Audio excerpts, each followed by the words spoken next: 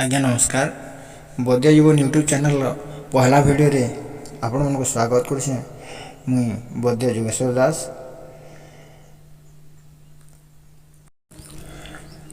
एटा होचे बद्य जीवन YouTube channel पहला वीडियो। आ वीडियो रे आज आम आलोचना करमा रति शक्तिहीनता रो आयुर्वेदीय चिकित्सा विषय रे। यूट्यूब चैनल मुख्य लक्ष्य कण से विषय टिके मैं आपन जणाइ देसी। बद्य जीवन यूट्यूब चैनल मुख्य लक्ष्य होची हजार हजार वर्ष पुराना आयुर्वेद चिकित्सा रो प्रचार प्रसार करवाटा होची तार मुख्य लक्ष्य। केंदा करी आयुर्वेद चिकित्सा करी करी आमे हमर जीवन के सुस्थ आउ निरोग रखी पारमा। ट्राई करूँ और लाइक करूँ। आके भी एंता आयुर्वेद टिप्स माने अपनी चैनल माध्यम रे पे पारबे। विभिन्न रोगर आयुर्वेद चिकित्सा, विभिन्न गछ चेर मूलर औषधीय गुण यूपरे का इथिरे सब वीडियो मन बना जिबा बद्य जीवन यूट्यूब चैनल रे। तो जिन माने भी विभिन्न रोगर समस्या बा आयुर्वेद चिकित्सा विषय जानबार के चाहूछन किंबा कौनसी गछ चेर मूलर औषधीय गुण विषय जानबार लागि चाहूछन आउ से प्रकार वीडियो ने आके देखबार लागि चाहूछन बेले हमर चैनल के सब्सक्राइब करनुन जेंता कि आके जेनसी भी वीडियो अपलोड करावा अपन पहला नोटिफिकेशन पहुंची जीवा आ अपन से वीडियो देखि करी से विषय जानि पारबे। तो जहाँ लेट नहीं करी आसुन आरंभ करमा आजर वीडियोर मुख्य विषय उपरे।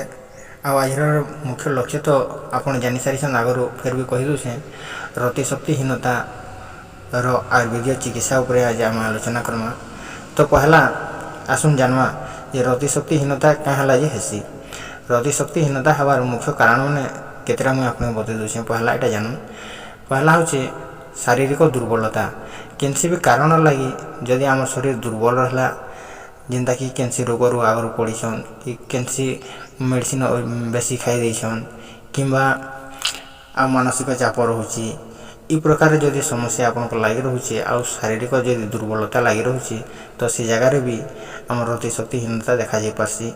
तार संगे संगे जेन धातु रोग रहुची आगरू जेंता कि स्वप्न दोष हैला, लिंगर शिथिलता हैला, धातु दुर्बल हैला कि धातुर पतला होइबा इ प्रकार समस्या जदि लागि रहुची तो से जगह ने भी रति शक्तिहीनता देखा जासी।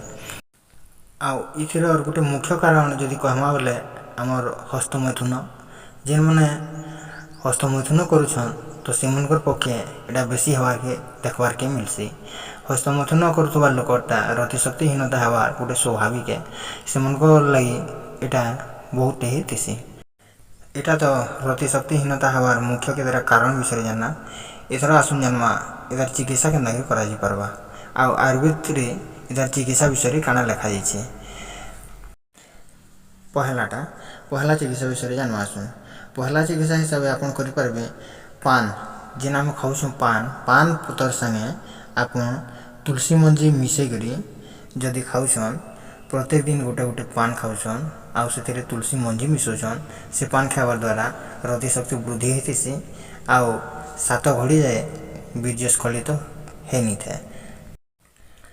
आसुन जानवा 2 नंबर टिप्स हिसाब से नाली अफामारंग बेले आप जानी अफामारंग 2 प्रकार रही गोटे हूँ लालटा और गोटे हूँ धोपटा। अफामारंग के आम सम्बलपुरी भाषा थी कहसन कुकुर दाँती बोलिक। कुकुर दाँती 2 प्रकार गोटे लालटा और गोटे धोपटा।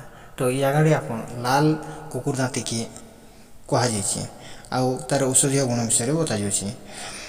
लाल कुकुर दाँती चेर के सोमवार दिन निमंत्रण करी आनबे आरु मंगलवार दिन सकालू अंटा न बांधबे।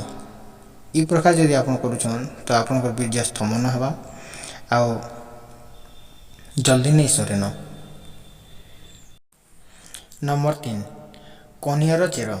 कनियर चेर के आनिकरी पानी बाटबे बाटिकरी अंटारे लगेकरी जदि आप संभोग करुछन तो से जगार भी आप वीर्य स्तंभन हवा आउ थे भी संभोगर टाइम बहुत टाइम जाक रही पारबा। तो इधर जानवा 4 नंबर टिप्स। 4 नंबर टिप्स होची सुअर। सुअर बेले बरहा के कहसन बरहार डाहाण आड़ दांत आनिकरी आम अटारे जदि बांधवा तो इसी भी आम बहुत उपकार हो पारबा आउ वीर्यर स्तंभन आसवा। तापर आसन जाना 5 नंबर टिप्स। 5 नंबर टिप्स रे श्वेत कांच। कांच बेले आम गुंज के कहसुँ जेनटा कि संबलपुरी भाषा में गुंज बोलसुँ।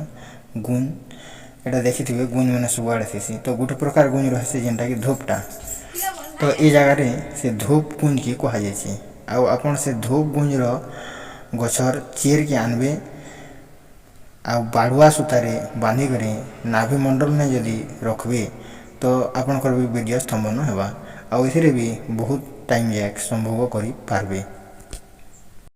एटा तो थिला 4-5टा टिप्स विषय जानना किंतु सबुनु बढ़िया होचे पहला टिप्स जेनटा कि पान पतर आउ तुलसी मंजी ये जिनिसटा आपन करूँ एथिरे बहुत उपकार हो आउ ई उपाय बा ई चिकित्सा माध्यम रे बहुत टाइम जाक संभोग शक्ति भी रही पारबा जेनटा कि रति शक्ति भी वृद्धि हो पारबा।